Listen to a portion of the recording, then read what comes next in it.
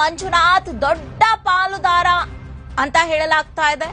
ಮಂಜುನಾಥ್ ಭಾರೀ ಲಾಭವನ್ನ ಪಡೆದುಕೊಂಡಿದ್ದಾರೆ ಅಂತ ಹಲವರು ಸಚಿವರು ಇದೀಗ ಆರೋಪವನ್ನ ಮಾಡ್ತಿದ್ದಾರೆ. ಕೋವಿಡ್ ಕಾಲದಲ್ಲಿ ಟಾಸ್ಕ್ ಫೋರ್ಸ್ ಮುಖ್ಯಸ್ಥರಾಗಿದ್ರು ಡಾಕ್ಟರ್ ಮಂಜುನಾಥ್ ಅವರು. ಸುಮಾರು 650 ಕೋಟಿಗೂ ಹೆಚ್ಚು ಹಗರಣ ನಡೆಸಿರುವಂತಹ ಆರೋಪ ಇದೀಗ ಕೇಳಿ ಬರ್ತಾ ಇದೆ. ಡಾಕ್ಟರ್ ಮಂಜುನಾಥ್ ಸೂಚನೆಯಂತೆ ಸರ್ಕಾರದಿಂದ ಸಾಮಗ್ರಿ ಖರೀದಿಯಾಗಿತ್ತು. ಅಂದ್ರೆ ಕೊರೋನಾ ಸಂದರ್ಭದಲ್ಲಿ ಏನೇನ್ ಸಾಮಗ್ರಿಗಳು ಬೇಕು ಅನ್ನುವಂಥದ್ದು ಡಾಕ್ಟರ್ ಮಂಜುನಾಥ್ ಅವರ ಹೇಳಿಕೆ, ಅಂದ್ರೆ ಅವರ ಒಂದು ನಿರ್ಧಾರದ ಮೇಲೆಯೇ ಆ ಸಾಮಗ್ರಿಗಳ ಖರೀದಿಯಾಗಿತ್ತು. ಟಾಸ್ಕ್ ಫೋರ್ಸ್ ನಿರ್ಣಯದಂತೆ ಹಲವು ಖರೀದಿಗಳು ನಡೆದಿದೆ. ಅಷ್ಟೇ ಅಲ್ಲದೆ ಟಾಸ್ಕ್ ಫೋರ್ಸ್ ಲೋಪಗಳ ಬಗ್ಗೆ ನ್ಯಾಯಮೂರ್ತಿ ಖನ್ನಾ ವರದಿಯಲ್ಲಿ ಸಾಕಷ್ಟು ವಿಚಾರಗಳನ್ನ ಉಲ್ಲೇಖ ಮಾಡಿದ್ದಾರೆ. ಅಷ್ಟೇ ಅಲ್ಲದೆ ಡಾಕ್ಟರ್ ಮಂಜುನಾಥ್ ಅವರನ್ನ ಬಂಧಿಸಿದ್ರೆ ಎಲ್ಲರ ಅಸಲಿಯತ್ತು ಕೂಡ ಬಯಲಿಗೆ ಬರುತ್ತೆ.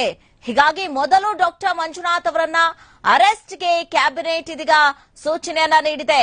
ಈ ಕೊರೋನಾ ಸ್ಕ್ಯಾಮ್ ಏನಿದೆ ಅದು ಸಾಕಷ್ಟು ಇದೀಗ ತೀವ್ರ ಸ್ವರೂಪವನ್ನ ಪಡೆದುಕೊಳ್ತಾ ಇರುವಂತದ್ದು. ಅಷ್ಟೇ ಅಲ್ಲದೆ ಕೋವಿಡ್ ಸಂದರ್ಭದಲ್ಲಿ ಟಾಸ್ಕ್ ಫೋರ್ಸ್ ಮುಖ್ಯಸ್ಥರಾಗಿದ್ದಂತಹ ಡಾಕ್ಟರ್ ಮಂಜುನಾಥ್ ಕೂಡ ಈ ಒಂದು ಸ್ಕ್ಯಾಮ್ ನಲ್ಲಿ ಭಾಗಿಯಾಗಿದ್ದಾರೆ.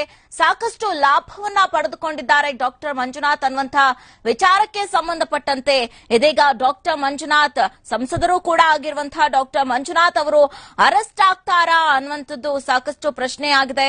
ಹಾಟ್ ಡಾಕ್ಟರ್ ಸಾಕಷ್ಟು ಅಂದ್ರೆ ವೈದ್ಯರಾದಿದ್ದಂತ ಸಂದರ್ಭದಲ್ಲಿ ಸಾಕಷ್ಟು ಹೆಸರನ್ನ ಪಡೆದುಕೊಂಡಿದ್ದಂತಹ ಮಂಜುನಾಥ್ ಅವರು ಕೂಡ ಕೊರೋನಾ ಸ್ಕ್ಯಾಮ್ ಪ್ರಕರಣದಲ್ಲಿ ಅರೆಸ್ಟ್ ಆಗ್ತಾರಾ ಅನ್ನುವಂತಹ ಪ್ರಶ್ನೆ ಇದೆ. ಎಸ್ಐಟಿ ತನಿಖೆಯಲ್ಲಿ ಮೊದಲು ಅರೆಸ್ಟ್ ಆಗುದೇ ಡಾಕ್ಟರ್ ಮಂಜುನಾಥ್ ಅಂತ ಹೇಳಲಾಗ್ತಾ ಇದೆ.